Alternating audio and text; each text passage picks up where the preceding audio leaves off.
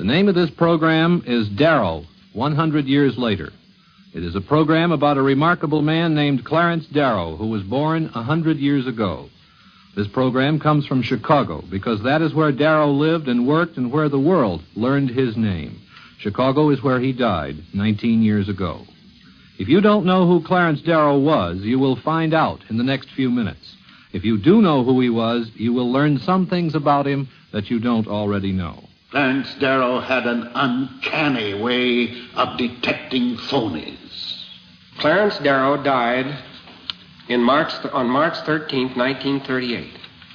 But his dedication to freedom of thought will live on to inspire others to hold the torch of freedom high, just as he had carried it on from the men of the past. Darrow had an affinity for contradictions. He flew to them almost automatically in his discussions with others. There was a lot of talk about Clarence Darrow in Chicago today. The occasion was the celebration of the Clarence Darrow Centenary, a party held in Darrow's honor to commemorate the 100th anniversary of his birth.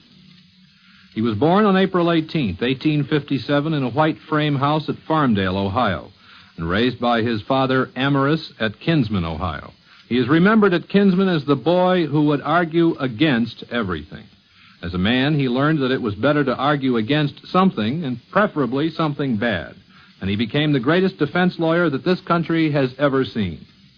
Who will not remember the defense counsel in the Loeb Leopold murder case, or the crippling cross-examiner of William Jennings Bryan at the Scopes anti-evolution trial in Tennessee, or the man who defended Eugene Debs, Big Bill Haywood, the greatest of them all, Clarence Seward Darrow.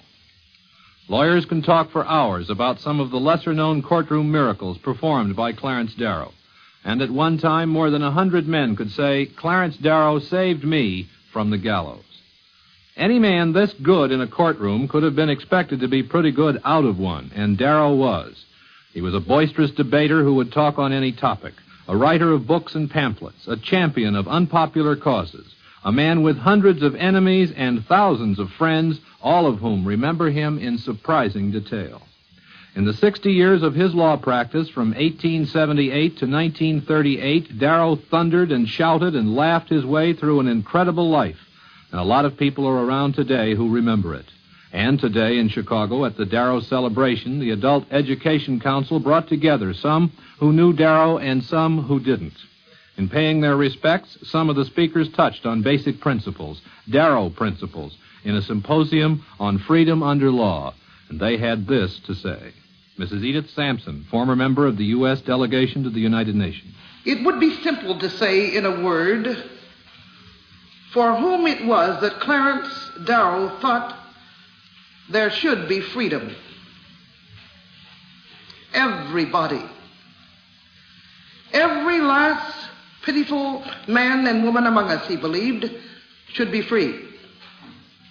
And he didn't bother himself with any subtle, complex definition of liberty. To me, he wrote, liberty meant only power to do what one wished to do. That is why, for instance, he was so vehement in denouncing prohibition. But under law, Clarence Darrow had grave doubts about the usefulness of the law. He was magnificent at the council. We have not seen his equal. We are not likely to.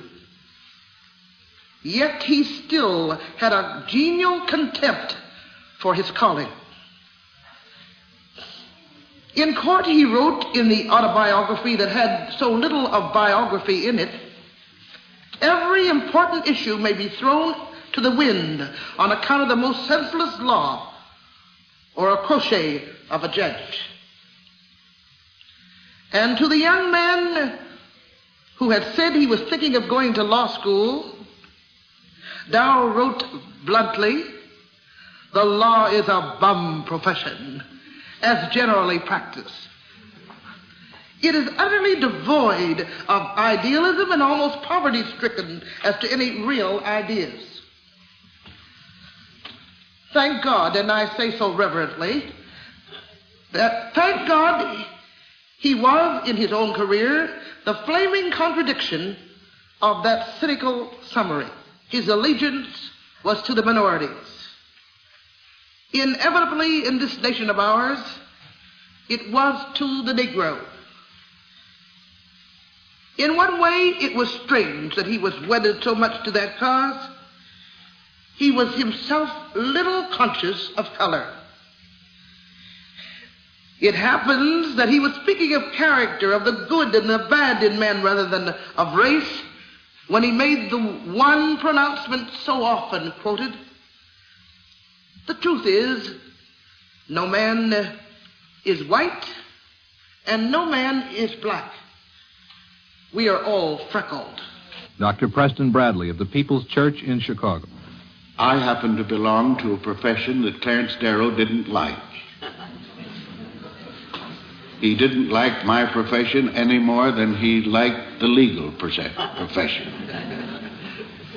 He didn't have too much use for either one. But many of his sharpest and most penetrating darts of criticism and attack were leveled against my profession. And I suppose that because of his attitude in that area, Mr. Darrow gained the wholly untruthful reputation of being an atheist. Clarence Darrow never was an atheist. If we are to think of atheism in terms of denial in those areas about which he knew nothing and made little speculation, he was not an atheist. If we think of atheism as characteristic of the attitude of attacking the anthropomorphic conception of God, then Clarence Darrow was an atheist. For the integrity of his thinking and the analytical capacity of his rationalization prevented Clarence Darrow from accepting any idea of God contained in the anthropomorphic concept. God to him was never an old man sitting on a cloud with long whiskers and a spear in his hand running the universe. God to him never had any such connotation. And therefore, if we were to be exact in our analysis and accepting the philosophic distinctions between atheism and agnosticism, we of course would say that Clarence Darrow was an atheist. But Clarence Darrow was not an atheist, and I do not think that it would be possible for anyone who did accept atheism, if there are such, to put him in that category. That he was an agnostic, none can deny. He has been called cynic, pessimist, but on deep analysis and adequate penetration, no one could possibly accuse him of that quality of cynicism or that depth of pessimism that is usually associated with those personalities who have those qualities and characteristics.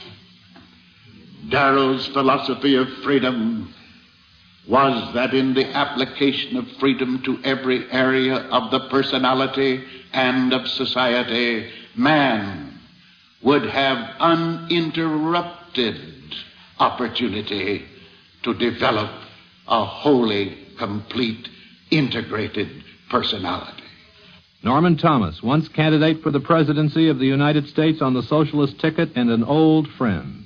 After the First World War, I twice heard him debate foreign affairs in exceedingly isolationist terms.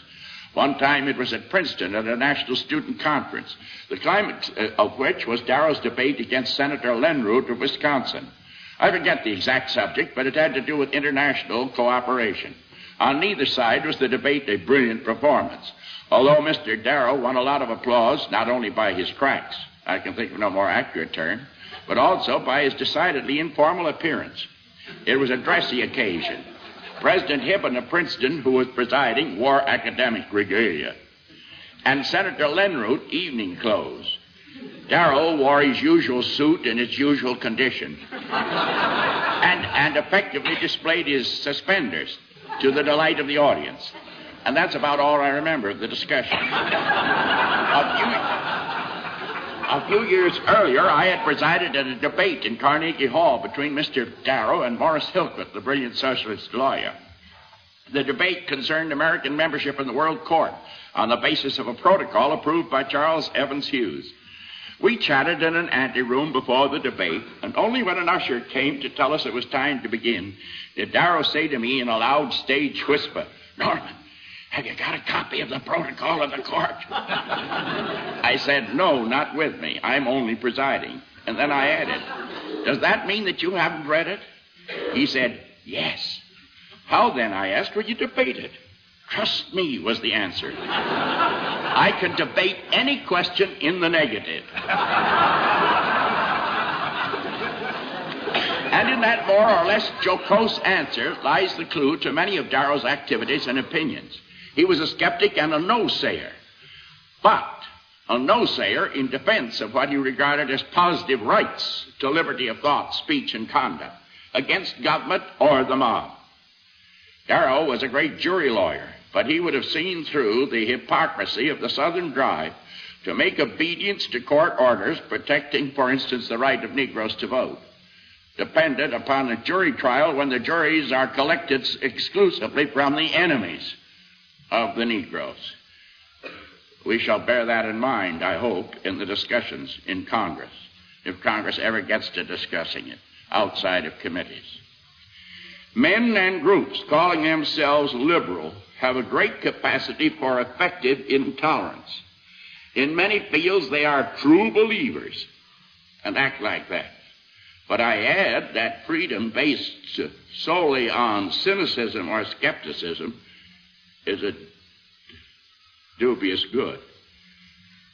To be able to believe something intensely as good for yourself and society and still to permit freedom, that's the test. It is a test that a great many liberals meet very badly.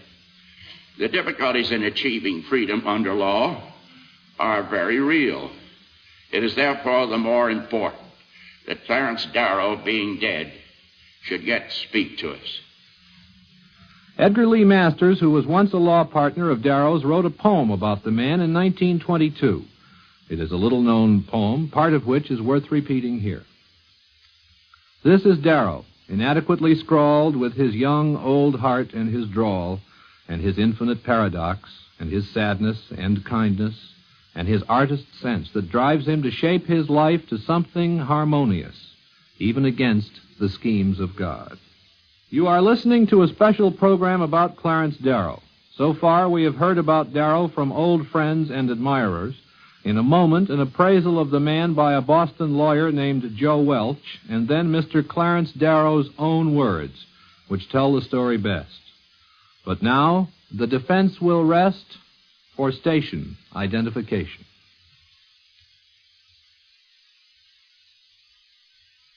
Clarence Darrow, and this is a program about him, for we are celebrating the 100th anniversary of his birth, once said, "There is always one man to state the cause for freedom, and that's all we need, one." In the 60 years of his law practice between 1878 and 1938, Darrow clawed his way through an era of superstition and occasional national hallucination. He may have been dismayed at raids on the rights of working men or outraged at laws against civil liberties, but he never was silent. And his belief in the basic good sense of the people of this country was reflected in his faith in the jury system.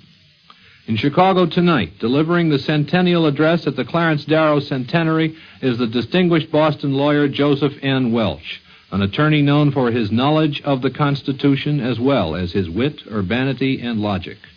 During the last 100 years of this country's history, Darrow was alive during 81 of them. For more than half a century, he really had impact on his country and his profession. It is only during the last 19 years that we have been without him, without his questioning voice, his inquiring mind, his generous impulses, his flashing wit, his kindly teaching, and his great adornment to his profession and indeed to his times. Where is he now? If we answer with his own words, he is in some nirvana in which there is no thought, no pain, no joy, no dread, only endless sleep. If, sir, you were right, and you are in a deep and endless sleep, may it be a dreamless one. And if not dreamless, may all your dreams be happy ones. And if you were entirely wrong, and you one day awaken in another world, that world must, I think, offer you books to read, a little group to listen as you teach, a handful of cases to try, and unpopular causes for you to defend. No other sort of world could provide complete happiness for your great and restless spirit. Although much has been written about Darrow, the most eloquent words he wrote himself. They are the pleas he made at the close of his trials. At the celebration in Darrow's honor tonight in Chicago, the distinguished American actor Melvyn Douglas reads from the trial records. It is a stifling day in July 1924. With the vicious growl of an enraged community just outside the courtroom door in Chicago, Darrow pleads for the lives of Nathan Leopold, 19 years old, and Richard Loeb, 18. They have admitted the brutal and senseless murder of Bobby Franks, a 14-year-old neighbor boy. It is Darrow's conviction that Loeb and Leopold need psychiatric help. He is asking that they be given life sentences and not be sent to the gallows. The words, then, of Clarence Darrow. If these two boys die on the scaffold, which I can never bring myself to imagine, if they do die on the scaffold, the details of this will be spread over the world. Every newspaper in the United States will carry a full account. Every newspaper of Chicago will be filled with the gruesome details. It'll enter the home of every family. Will it make men better or make them worse? I'd like to put that to the intelligence of men, at least such intelligence as they have. I'd like to appeal to the feelings of human beings, so far as they have feelings. Would it make the human heart softer, or would it make it harder? How many men would be colder and crueler for it? How many men would enjoy the details? And you cannot enjoy human suffering or be affected without being affected for better or for worse. Those who enjoyed it would be affected for the worse. What influence would it have upon the millions of men who will read it? What influence would it have upon the millions of women who will read it? More sensitive, more impressionable, more imaginative than men. Would it help them if Your Honor should do what the state begs you to do? What influence would it have upon the infinite number of children who will devour its details as Dickie Loeb has enjoyed reading detective stories? Would it make them better or would it make them worse? The question needs no answer. You can answer it from the human heart. What influence, let me ask, will it have for the unborn babes still sleeping in their mother's womb? And what influence will it have on the psychology of the fathers and mothers to come?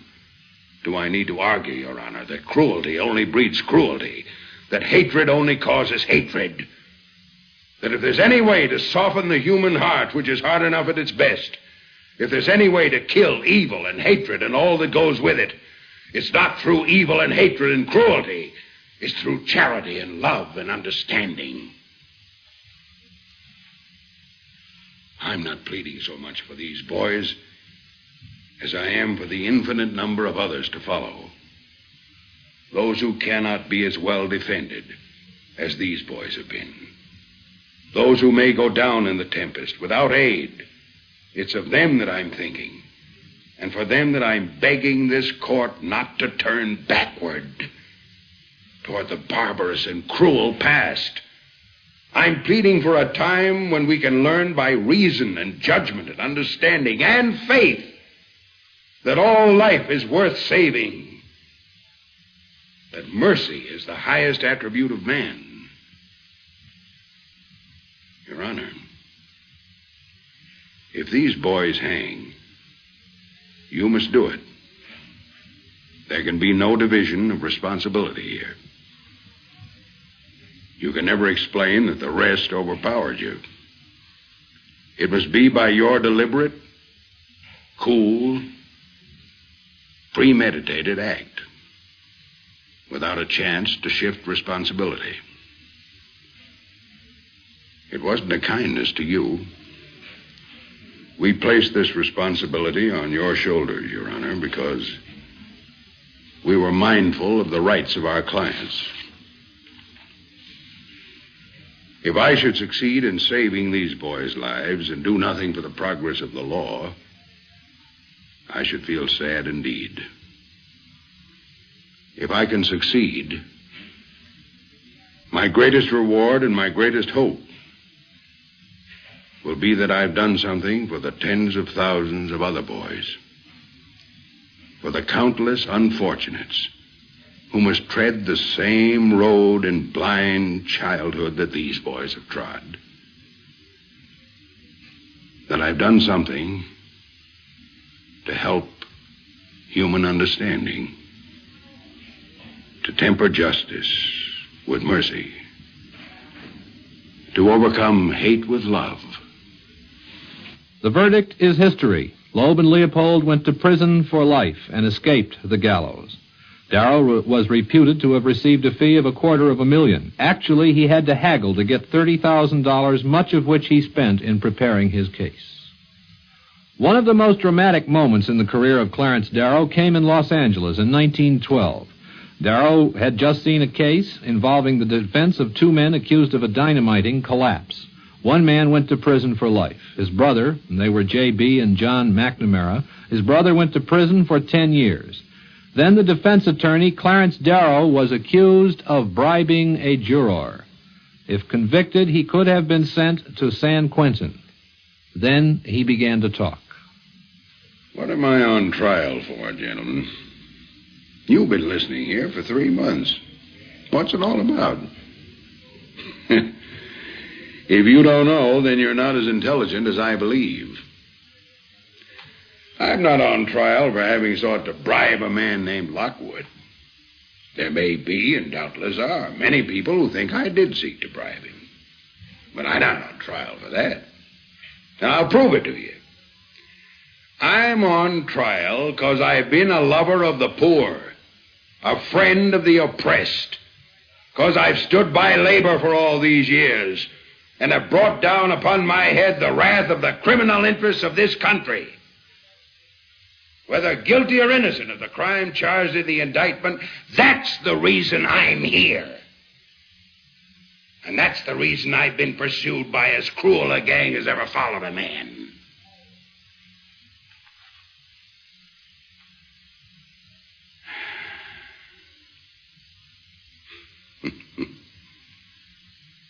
I've lived a long time on Earth, and I have friends. I've stood for the weak, the poor. I've stood for the men who toil.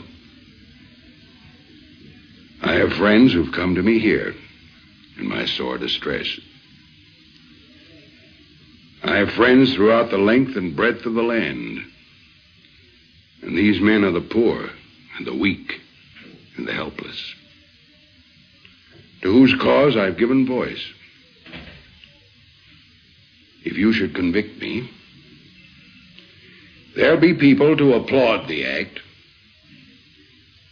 But if in your judgment and your wisdom and your humanity, you believe me innocent and return a verdict of not guilty in this case,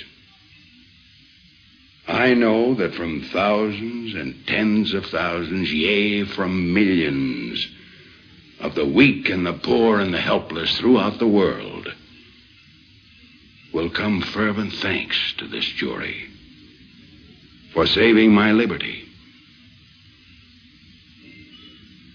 and my name. The jury, in this case of Clarence Darrow arguing in his own defense against a bribery charge, the jury was out for 34 minutes. Their verdict, not guilty.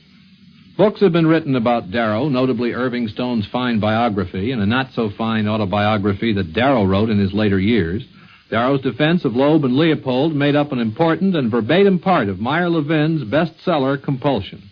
And, of course, the Scopes trial brought the pure Darrow wit and courtroom poise to the stage in Inherit the Wind. There is something of a Darrow boom on these days, quite apart from the Chicago celebration of the 100th anniversary of his birth. Part of it might be that we now are living in the age of the organization man, in the age of the peer groups and psychological motivations. Darrow, in his wild, image-smashing, sentimental, and humanitarian way, would be out of step today. And perhaps we are not only interested in the Darrow character, but a little bit wistful as well. There is a great nostalgia in the memory of Darrow, a nostalgia for the America of yesterday, of all the torments and the trials of a century in its teens and its 20s, in its adolescence. And Clarence Darrow brought dignity to that era. Today in Chicago, at the celebration, they filled a round table with old friends of Darrow's and called it a seminar. Lowell Mason, a Washington attorney and an old friend. Clarence Darrow once told me, he said, "Lowell, you are the happiest individual I have ever met." He says, "You know, there's two kinds of people in this world, the happy and the well-informed."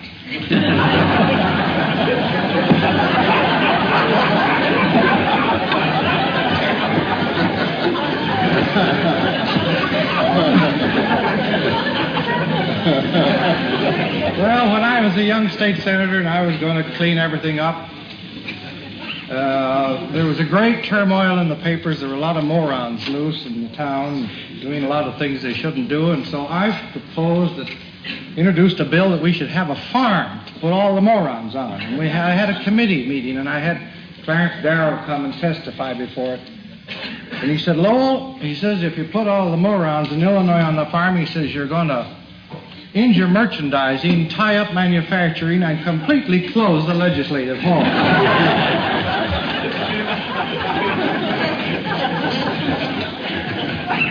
You have been listening to a special program about Clarence Darrow, the great American lawyer. It has come from Chicago, where the Darrow centenary is being held. I am John Chancellor of NBC News, Chicago. Listen to news every hour on the hour over most of these NBC radio stations.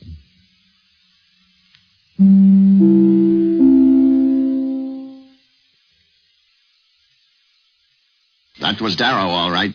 Plain of speech, sometimes painfully plain, and that commonness, if so you can label it, was his stock in trade as a lawyer. Another attorney, another Chicagoan, appraises his courtroom technique. Here is James Daniels. I remember distinctly. It was during what we called in those days, I think, the communist trial. I think Ross Lloyd was one of the defendants. And they had assigned a special prosecutor, a man named Comerford, who subsequently became a judge. He was a white-haired boy of the Democratic Party, and, well, he was meticulous in his dress and speech to the point that some people might even call him foppish. And if there was ever a contrast between two men, especially in the same arena, it was between Comerford and this big, ungainly Clarence Darrow with his coat off and his suspenders over his shoulder and his shirt rumpled, and nothing about him at all to indicate that he cared in the least how he looked. And Comerford, even his speech was entirely different than that of Darrow. Comerford was given to the polysyllable. He was a very flourishing speaker, gesticulated at great length. And I remember examining the jury, and this thing stands out in my mind because I've examined many juries since then myself. They were just common run, a crosscut of Chicago populace, and Comerford was qualifying them. He was particularly interested in whether or not they'd been influenced by anything that they'd seen in the papers, and I don't remember his language, but in substance it amounted something like this. He asked one fellow whose name was, we'll say, Joe. He said to him, did you ever have occasion to prior to this litigation to come across any periodicals or propaganda dealing with this particular issue? And the juror, simple man, looked at him a little bit in amazement, and finally Comerford dropped him, and Darrow took over the examination. The first question he asked him was such a vivid contrast. He said, "Joe," he said, "did you read anything in the paper about this thing?" He said, "Did you ever talk to anybody about it?" And Joe said, "Yes." And he says, "Is it going to make it tougher for me," he says, "to try this case because you read something?" And Joe said, "No." Well, it was an extreme in an address. Darrow was, and I don't know if any of his biographers ever paid particular note to this, possibly have, but he was almost a worshiper of the Saxon in English. He spoke an English that anybody could understand, and yet it was a good English. I might say he had the Esperanto of English. It was a universal language. Clarence Darrow made considerable use of that Saxon English as a lecturer, a debater. He was unexcelled. He was a free thinker, a dissenter, a liberal, and he never ran from an interesting subject. His love for talk was almost an all-consuming passion. Roger Baldwin recalls Darrow, the lecturer. I heard him in one debate, and a debate which he very frequently used, entitled "Is Life Worth Living?" Mr. Darrow took the position that life was not worth living. And, of course, every clergyman he debated took the position that it was worth living. Mr. Darrow's general line was that you couldn't figure out any purpose in life, that it was all pretty futile, and that we each of us lived only because of the satisfactions and pleasures that we managed to get out of our enthusiasms and our interests. And he had a little story he used to illustrate it with, in which he said that he had learned by his own long experience that you could only live happily if you doped yourself, as he said. Doped yourself with some enthusiasm, some interest, which transcended the business of daily living. He said he'd tried all the different kinds of dope himself, and they hadn't worked. He'd tried religion and socialism and women, and he says none of them really got him anywhere. But then he found one that did. Hard work. He said the right thing to do was to get a hold of something and work so hard at it that you forgot you were living, and then you were just as well off as if you were dead. Well, this witty and cynical line, of course, got audiences, and it also got his opponents confused. It was a hard line to beat. He enjoyed this. He enjoyed it so much that it really contradicted his own notion that life wasn't worth living. Biography and Sound will continue after a 10-second pause for station identification. We continue with Nightline's Biography and Sound. Clarence Darrow, attorney for the defense. Again, W.W. Chaplin. Darrow's quick mind, his ability to debate simply the most complicated of subjects, is remembered well by another debater of note, by another dissenter of note. Here is Norman Thomas. His brilliance was devoted to showing why a man was not guilty, why a conventionally accepted belief was not true. An episode in my own experience illustrates that point. Charles Evans Hughes, then Secretary of State, had approved a protocol by which the United States would join the World Court. The issue was controversial, and I found myself presiding over a debate on it in Carnegie Hall between Clarence Darrow and the very able socialist lawyer, Morris Hiltman. We were chatting amiably in the anteroom when the head usher informed us that it was time to go on the stage. Only then did Darrow say to me in a stage whisper, "Norman, have you got a copy of the protocol?" I said, "No, not with me. Does that mean you haven't read it?" "Yes," said he. "How then," I asked, "are you going to debate it?" "Trust me," he answered. "I could debate any question in the negative." And he did. Not as brilliantly as his opponent, but his argument was of the sort that kept the Senate from ratifying the protocol. Darrow's negativism, however, often had positive results for justice. I was close to him in only one of his famous cases. Shortly after Mussolini came to power, he encouraged the organization of black shirts in Italian districts in New York. That fascinating character, Carlo Tresca, more than any other man, saved us from them. One Memorial Day in the Bronx, 2 local leaders of the black shirts were shot down in cold blood on their way to a parade. There was no immediate arrest, but eventually Greco and Carrillo, well-known anti-fascists, were arrested. Carlo Tresca formed a United Front committee to defend them. The committee wanted Darrow as lawyer. Arthur Garfield Hayes and Vito Marcantonio, then a rising young man in Fiorello LaGuardia's office, offered their help. I was told to approach Darrow, and if memory serves me, did it by telephone with Tresca at my back. Darrow said he would have to ask a $10,000 fee. Since we were depending largely on nickels and dimes from the poor, I hesitated. But Tresca literally shoved me in the back and ordered me to say yes. I did, and Darrow took over. The prosecution had an extremely weak case, and a lesser man than Darrow might have won. His victory was triumphant. We had managed to pay all the other bills, but had nothing in the treasury for his fee, and I saw small chance of raising it. Heavy was my gloom despite our victory. Again, Tresca saved the day. He said, "Tonight we'll go to that party at Art Hayes. You wait for the right moment and tell Clarence how things stand. He's proud of his victory, and I'm sure he'll forget the fee." Once more I obeyed with inner fear and trembling. But Tresca was a good prophet. Darrow generously forgave the debt. It was like the big-hearted lawyer, whose skepticism about mankind was great, but whose concern for justice to individual men was greater. In Chicago, there still exists a law firm carrying his name, Darrow, Smith, and Carlin. A former partner, and he had many in his career, talks of the man. Here is William L. Carlin. I started to work for Mr. Darrow as an office boy, relieving an office boy regularly employed in the summer of 1902. You immediately knew that you were in the presence of a great man when you were in his presence. Something about his face, something about his manner of approach to you.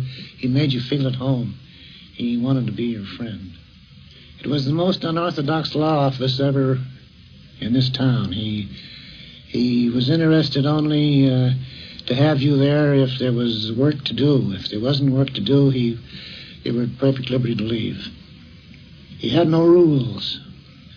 He always had time to talk to anyone that came in the office. He never shuttled them off to someone in the office.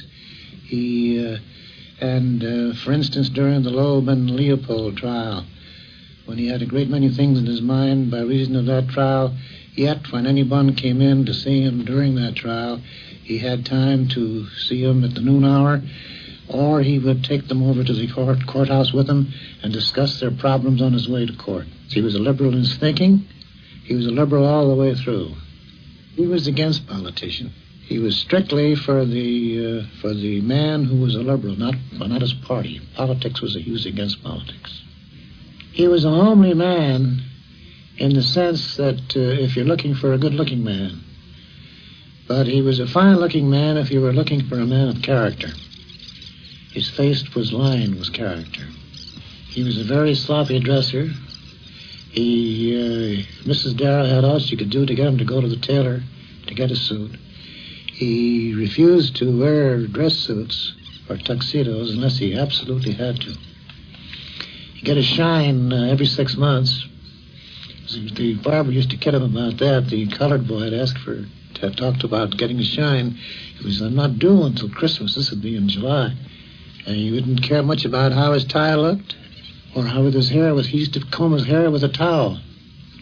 He'd be going to make a speech, a banquet. And he'd take one look in the looking glass and he'd get his hands wet and plaster it down and say, "How do I look?" And out he'd go, without a shoe shine. I say that he was a great, simple man who fought for the rights of the poor and the oppressed. He was He was always for the poor. He was a crusader, I often say it, and I keep on saying it, for freedom, which I think in this day and age is a very necessary thing. The thing that impressed me a great deal was the fact that he always had time for other people and their troubles. To today's generation, Clarence Darrow is perhaps best remembered for the monkey trial in Tennessee or the Loeb Leopold murder case. Too few perhaps know of his earlier and possibly greater successes. As a young man, he defended trade unionism. In those days, a phrase akin to a dirty word. In California lives author Irving Stone, writer of the biography Clarence Darrow for the Defense. Stone, in his exhaustive research, has captured those difficult and productive hours in the life of Darrow. There was the defense of Eugene Debs, for example, and Irving Stone tells about it now. It's pretty commonly agreed that Clarence Darrow is America's greatest labor lawyer. But what is not so well known is that Darrow gave up a highly remunerative job as legal counsel for the Chicago and Northwestern Railroad in order to defend Eugene V. Debs, who was a total stranger to him, when Debs founded the American Railway Union and took that union out on strike against Pullman, who had created one of the most tragic and deeply suffered labor situations America had ever known. Now, Darrow was a liberal, a man who had been brought up on the great books and the great thinkers, and he was a fighter.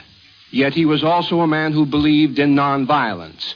But he believed at this point that the Chicago and Northwestern Railroad was attempting violence against the working people of America, because the railroad had gotten out an injunction which made it not only illegal for a man to strike in America, but actually a prison offense, an offense for which Eugene V. Debs was at this moment in jail.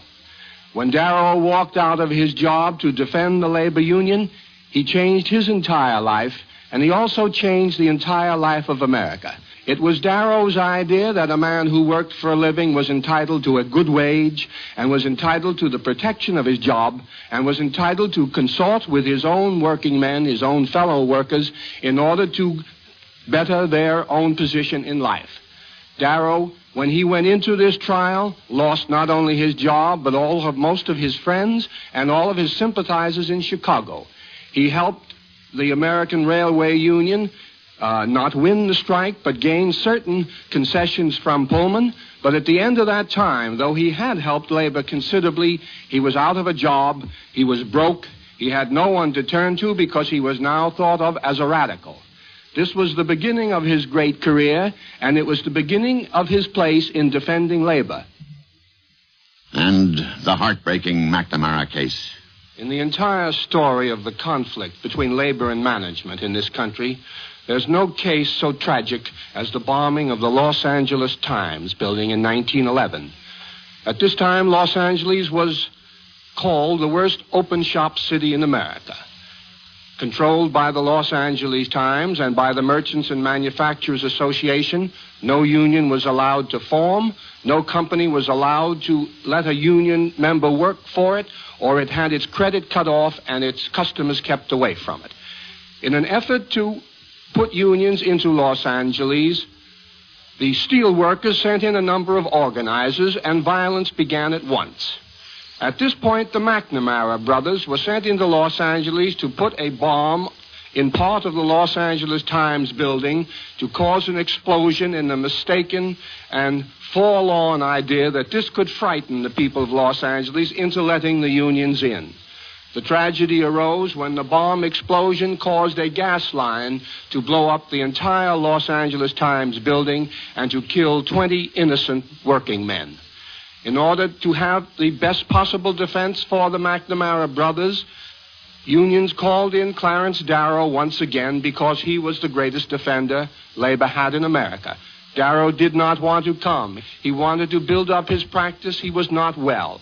And yet labor said, you must come into this trial or you will convict the McNamaras of being guilty. Darrow came to Los Angeles on the assumption that his clients were innocent. But in his investigations, he found that they were indeed guilty of setting off the bomb. And he thereupon caused almost an upheaval in America by insisting that the men had to plead guilty to the crime and take their punishment. The union said that he had been a traitor, but Darrow did not approve of violence, and he said to the American people, "We will plead those innocent who are innocent, but those who have committed this kind of crime, we will throw on the mercy of the courts."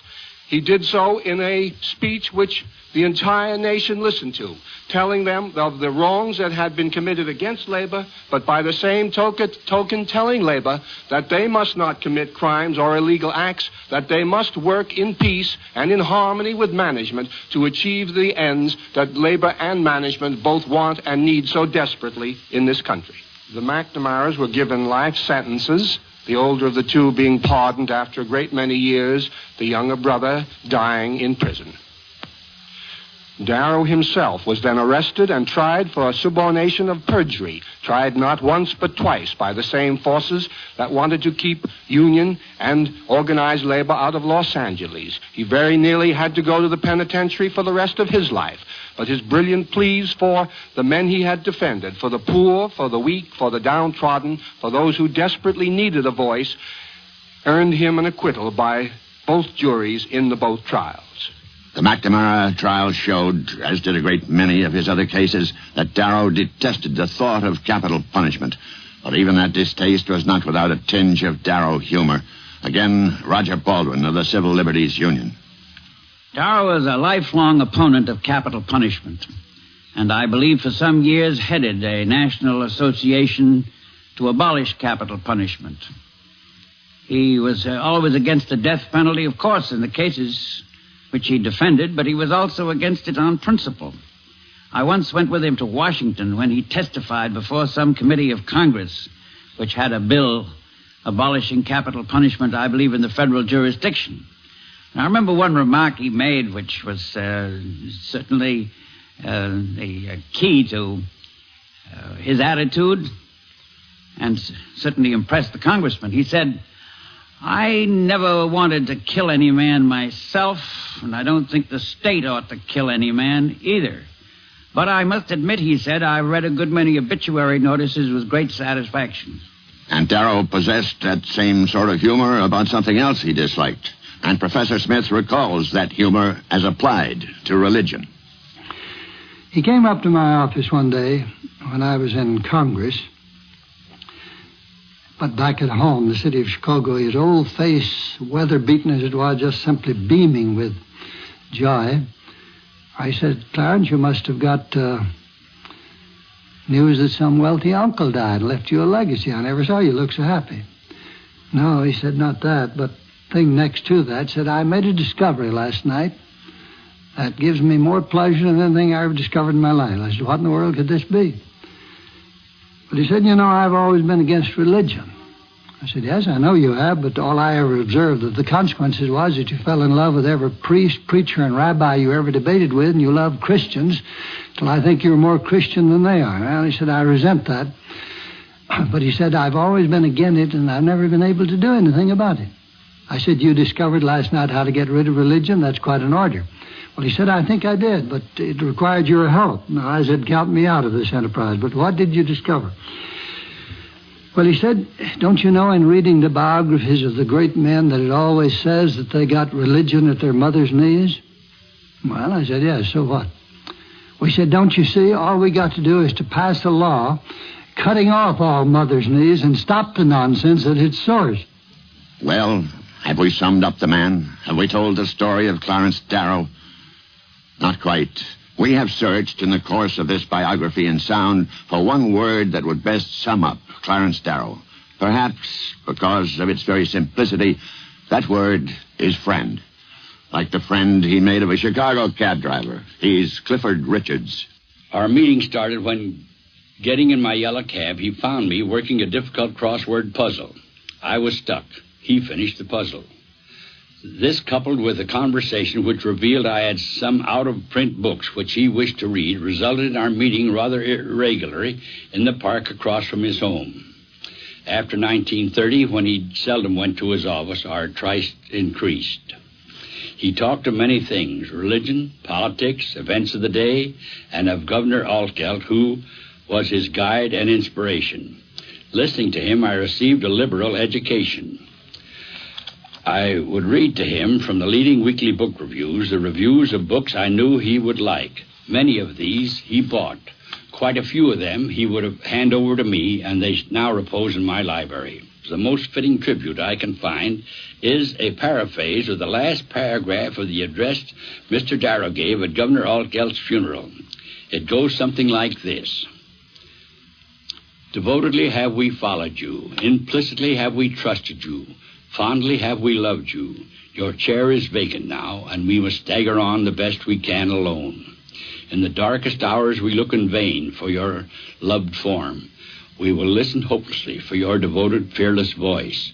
But though your ashes have been scattered to the winds, your brave words will speak for the poor, the oppressed, the captive, and the weak, and your devoted life inspire countless souls to do and dare in the holy cause for which you lived and died. Slim Brundage, proprietor of Chicago's College of Complexes, a later stronghold of free thinking, has other recollections. When I first came to Chicago, I was an habitué of the Bug Club, which would attract up to 3,000 people to listen to speeches in Washington Park on a Sunday afternoon. During World War I, the city fathers decided there were too many German sympathizers and ordered it disbanded. In those days, there were those who thought free speech was worth fighting for.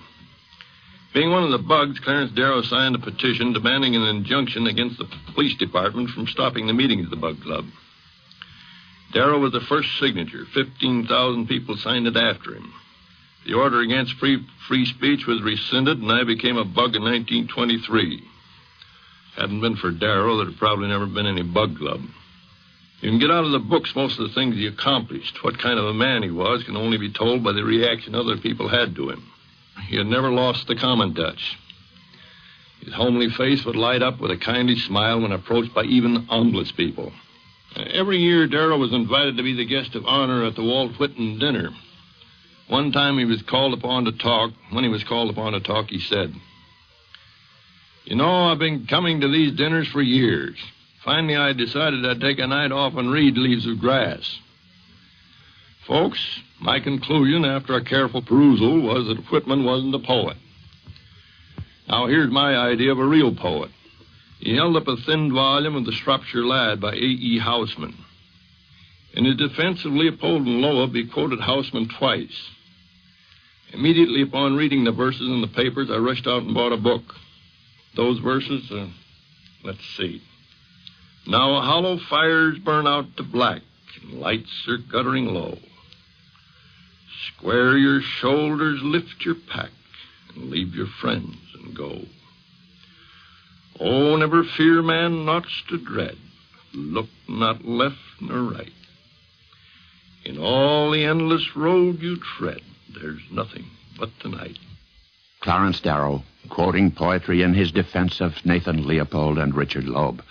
Leopold, now a free man, largely because of the tongue and the tactics and the tenacity of Clarence Darrow, wrote his own eulogy of the man just 1 year ago.